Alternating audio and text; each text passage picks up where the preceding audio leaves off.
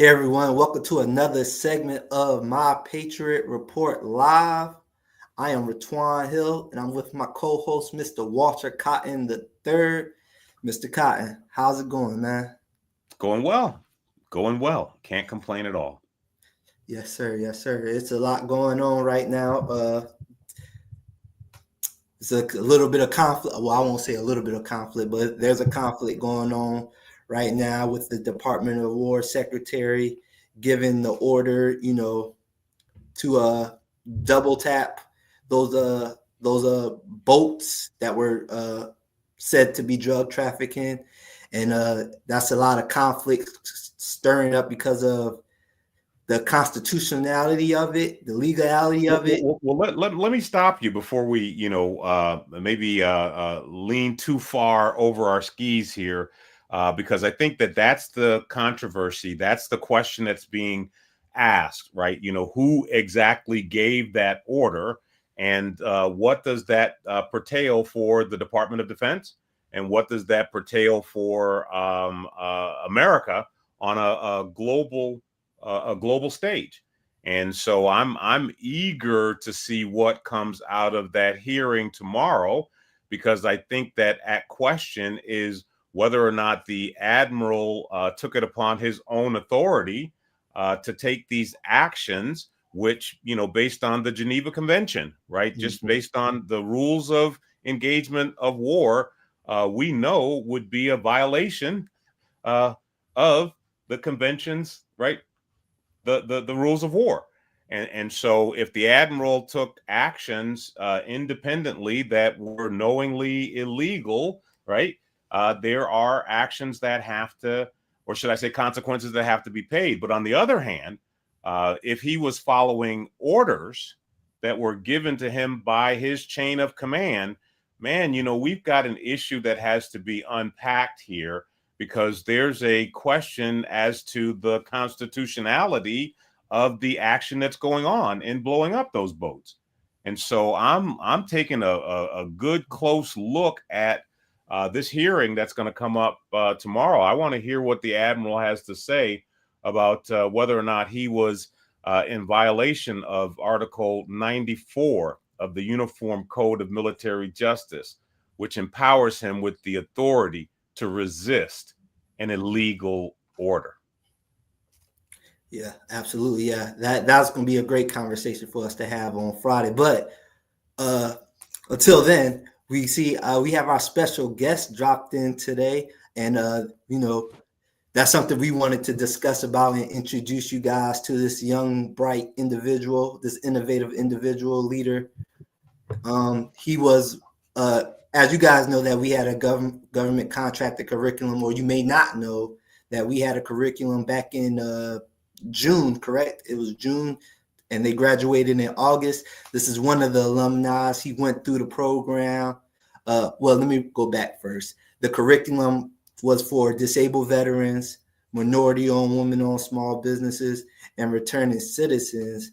And he's one of the alumni that went through the curriculum, graduated, and he gathered information and data just going through the curriculum and learning about different components of this system. And he was drawn to something known as Unicor, which is a part of the federal prison industry. And instead of just seeing Unicor as a negative component, he started asking, how do we turn this into an opportunity? How do we make this more robust for our community? So without further ado, how you doing, Mr. Williams? You're on mute. I'm doing well. How about yourself? Man, I can't complain at all. So let's get started first. Let's start right here. What made you say now, yes? I will say from a technical perspective, Malik, you have a lot of background noise that's bleeding through to the broadcast. And so I don't know if there is a way for you to get to a quieter place that might allow us to have the conversation. And while you're transitioning to a quieter place, I want to set the stage for the audience so that they know exactly who this young man is that we're going to be introducing you to. And as Mr. Hill indicated, we hosted a class over at Morgan State University that was hyper-focused on teaching a system that I've developed for dominating the government contracting space. And our initial target was disabled veterans, because you guys know I'm a advocate for the veteran community, and we opened up the roles to women-owned businesses. And we ultimately came to the conclusion that we needed to do something for what I refer to as our returning champions, people in the normal community define them as returning citizens. And we're talking about the formerly incarcerated individuals, right, who paid their debt to society and are reintegrating into our society. And what I've long seen is a recidivism challenge within that community, right? They come out, they paid their debt to society, and the recidivism percentage is too high. And I looked at it and I asked the question, like, what could be the root cause issue that's causing these men who have paid their debt to society to find themselves back in the same hurt locker position? And what I ultimately came to the conclusion was the fact that it was meaningful employment, right? Them being able to find meaningful employment that allows them to earn a livable wage so that they could support themselves and their family is the root cause issue that's causing them to tilt back into bad behaviors, if you will, that got them into that bad situation. And so I said, hey, government contracting could be something that they could use if we could find a way to get them viable. We looked at the possibility of the fact that many of our returning citizens are no more than 1 degree of separation away from a disabled veteran. And so they could utilize a joint venturing limited family partnership to take advantage of the contracting opportunity. And then I equally was aware of the fact that we have this rich preference called Hub Zone, historically underutilized business district, that they fit squarely within. So we opened up the roles to returning citizen. Mr. Bay was one of the returning citizens that turned out to be a star, a superstar, right? We had several of them that came in and kind of got the information and moved left or moved right. But Mr. Bay got the information and he innovated on it. And what Mr. Hill was talking about, and I'm trying to keep this talking going to see if we get Mr. Bay's picture back up, was the fact that Mr. Bay talked to me about a program that I'm familiar with called UNICOR. That's the Federal Prison Industries. And in that program, what the government does is it creates business units, right, that make furniture, that do call centers. They have a number of business units where the prisoners become the source of labor for those businesses. And the government takes the goods and services that they make from those businesses and they sell them to other governments, right? They sell them to, nonprofit organizations. They make those goods and services available to other agencies. And Mr. Bay asked the question, why couldn't we maybe reform that program and include a larger portion of returning citizens, right, as owners of contracts, as owners of that program? And that's what caused him to be our guest today. And unfortunately, technology may not allow us to have this conversation today. We will bring Mr. Bay back if we can't get him today to have this conversation. Did that kind of set the stage there, Mr. Hill? Yeah, that did. That was a perfect alley-oop. Okay, so let's talk about Unicor a little bit, in the federal prison industry, because once we talked about this early on and it was brought to my attention early on last year, to my understanding, the 13th Amendment essentially says if you go to jail, you are legally a slave. I'm being harsh with the words, but that's essentially what it is. They are able to take your rights away and do whatever you want, and now they use those prisoners as laborers to provide products or services to the government agencies for pennies on the dollar. So what are you trying to say? Are you trying to say the government's using slave labor?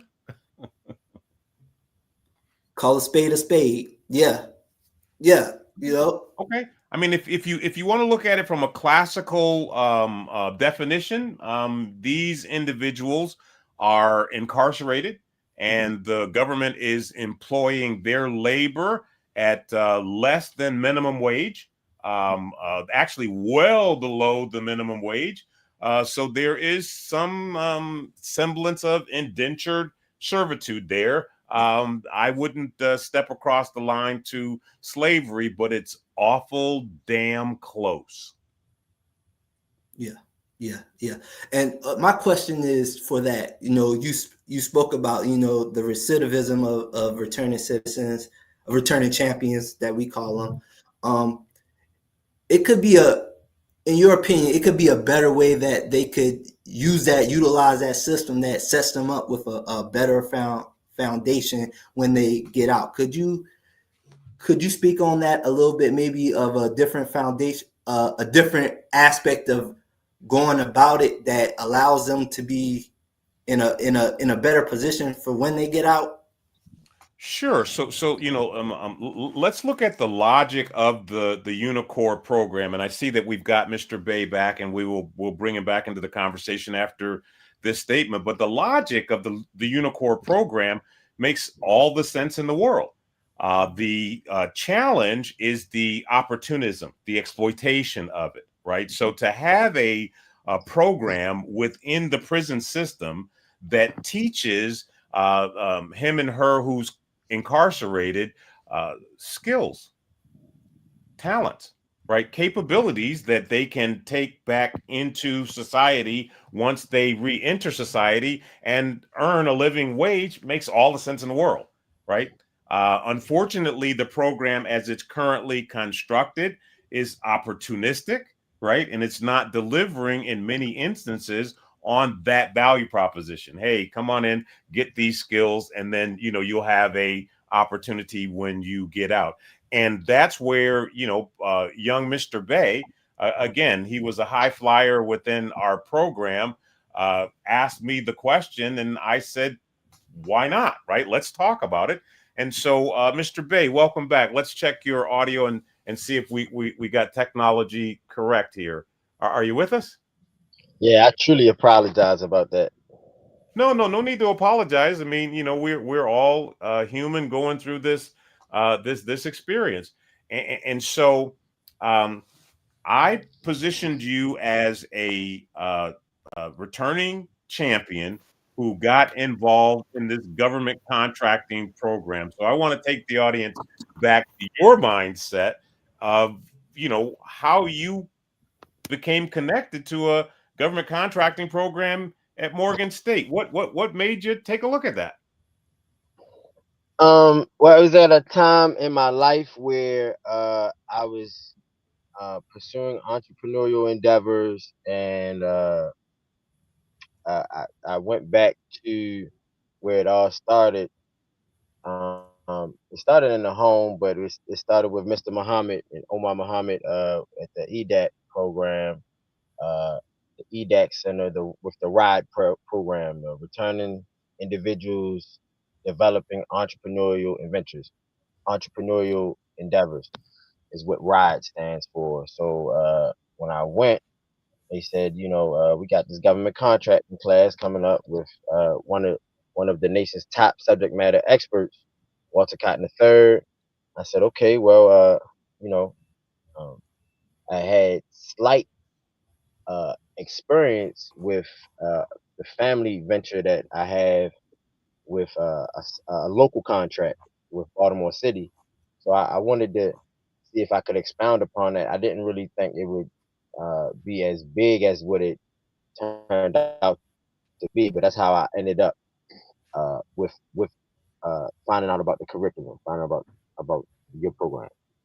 So let's start out by giving mad shout outs to Omar Muhammad over at EDAC, because what Mr. Bey just slipped in is the fact that Mr. Muhammad has been driving programs for returning citizens for the better part of a decade over at EDAC. And so you had a historic relationship with that program. And because of that historic relationship, you found out about this new program that they were bringing on, government contracting. Is that correct? That's correct. Yeah. And so I had an opportunity. Actually, Mr. Bey was one of the first people that I interviewed for that cohort. And I'll be honest with you, I know talent when I see it. And I knew this young man had capability. He just needed some nurturing, and he actually demonstrated that by, again, being one of the high flyers in our class. But let's talk about this unicorn thing, right? Let's talk about this this federal prison systems business model. What's got the feathers? What's got the straws in your craw about that? What's your interest with that? If I can be honest, it's just a matter of me wanting to, change the narrative. I had a thought. They said, "As a man thinketh, so is he." I had a thought. I'm realizing that, all manifestations of what we see in the physical, it came from somewhere. So if I thought that, maybe if, there was different perspective and different opinion, um, uh, driven towards the mission of Unicore, which is the rehabilitation of the inmates that they service, that utilize its programs. If that's the case, who better to give insight and perspective on that than somebody who's actually been through it? Who better than to provide insight as to the rehabilitative nature of these programs than to somebody who, to have it from somebody right straight from the horse's mouth, somebody who's been directly impacted by these programs and had, friends and family members that was directly impacted by uh, Unicore and the like. We are in violent agreement with you. And so, as the program is currently constructed, they have different lanes. We talked about them earlier: furniture building. They have some food processing. They have some call center capabilities. But my understanding is that the way the program, from a salary perspective, is set up, the inmates go in and they perform their mission, and they get a few pennies on the dollar per hour added to their commissary as compensation for that work. Is that your understanding of how the program works? Yes, sir. That's exactly yes, that's how that works. And so the basic benefit or value from the inmate's perspective is that, he or her may get a usable skill that they could get employed under once they get out. But the big win is they get a few pennies in their commissary that they can do some stuff with while they are serving out their time. Is that the basic construct? Yes, sir. And if I could, I wanted to add a marker there because I was contemplating this interview, and I was thinking to myself, if the mission is to rehabilitate, inmates in such a manner that it prepares them for the outside world, uh, you know, what I found, I haven't been in any federal facilities, but I have been in state facilities. And in the state of Maryland, the the the the state version of Unicore would be Maryland Correctional Enterprises, MCE. That's the for-profit arm of the service, the products that get made from inmates in the state of Maryland. And I was thinking to myself, most of those gentlemen had either had life or they had numbers very close, like 200 years, 100 years, 40 years, 70 years, and most of them were older. So what I started to think about was, you know, this is rehabilitating the people that's still going to be inside. These shops and programs are rehabilitating the people who won't be returning, and if they will, they won't be returning much, like, very soon. Meanwhile, the people who had the lower level crimes, such as myself, and you know, were due to return to the streets within uh months, a year, 2 years, 3 years, whatever the case, uh were kind of locked out from these jobs. They were locked out from the high skill, high paying jobs. So yes, you know, I just wanted to add that as a marker. So I think I understand what you're saying, and I think what I hear you say is that, you know, because of the um, uh, uh, pecking order system, right, within the prison system, the individuals that have the cherry jobs under Unicor or even the, you know, state system are individuals that are being rehabilitated for something that they may not have an opportunity to enjoy, or may have a limited opportunity to enjoy. That's And right. I'm not trying to shine on them, but it sounds to me like that's the situation. Is that accurate? Yes, sir. Yes, sir. Okay. And then the second component there is that, you know, that would justify creating a system that only included jobs that nobody else could do outside, Right. or very jobs that aren't, you're not rehabilitating anybody for anything. Is that Right. is that a natural logical progression? Correct. Yes. Yes. So if we could have the unmitigated gall, audacity, right, to imagine a better program, what would the program look like from your perspective? Or actually, you know, you've been bumping the gums, Mr. Hill. If you were to imagine a better program for Unicor, and I'm asking you these questions because I know that you have an understanding of a similar program on the ability one side of the equation, right? Yes, Um, sir. how would you um, imagine reinventing this employment capability under Unicor? Absolutely. What I see or what I envision is the SDVOSB population, well, veteran population, wrapping that flag around both of those communities, the ability one, which are the people with differentiating abilities, and the returning champions. And we're wrapping our flag around them and saying, let's work together, let's build partnerships to where we can utilize these skill sets that we gotten from all aspects of life, rather, you know, you're a return champion that went through the program and done those jobs. So you have an inside perspective and understanding of how it works. Service disabled veterans coming in because we went through the military experience. We gotten the discipline.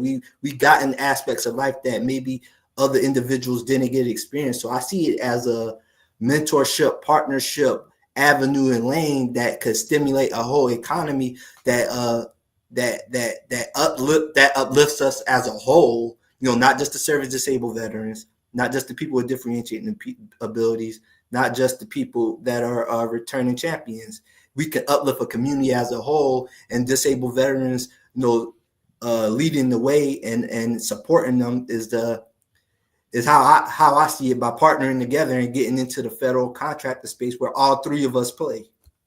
So you're having the audacity to try to reverse the script of the prison pipeline and cause it to become a prosperity pipeline, Yes. potentially creating an environment where you have this organic strategic alliance, this organic joint venture. And I think in terms of joint ventures because that's just how my mind is wired, right? And you have your disabled veteran business owners that have going concerns out here, that have a source of supply relationship with Unicor, right? And the individuals that are on this side of the equation are compensated more fairly than they're currently being compensated. But more importantly, they have a pathway to employment, right? They have a pathway to real employment.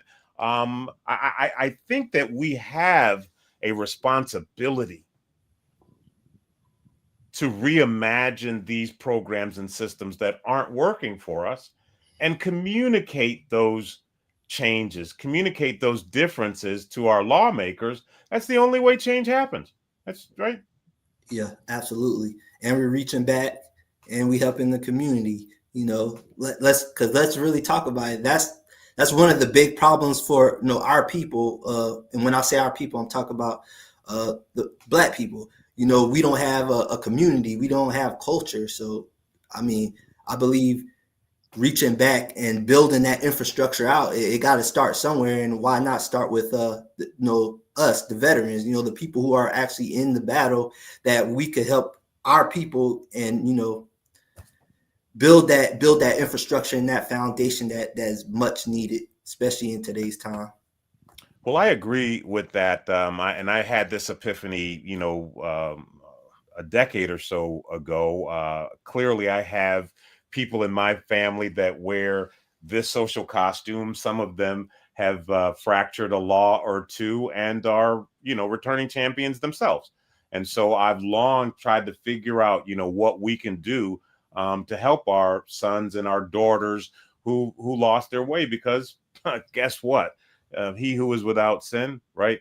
But for the grace of God, right? Any of us could have wound up in one of those situations. But Mr. Hill, I wanna ask you a probing question that I never shared with anyone, because I was impressed by the way you consumed the curriculum and kept pace with the other students that were in the class. And I watched your performance closely because I was concerned about you as the sage on the stage in this situation.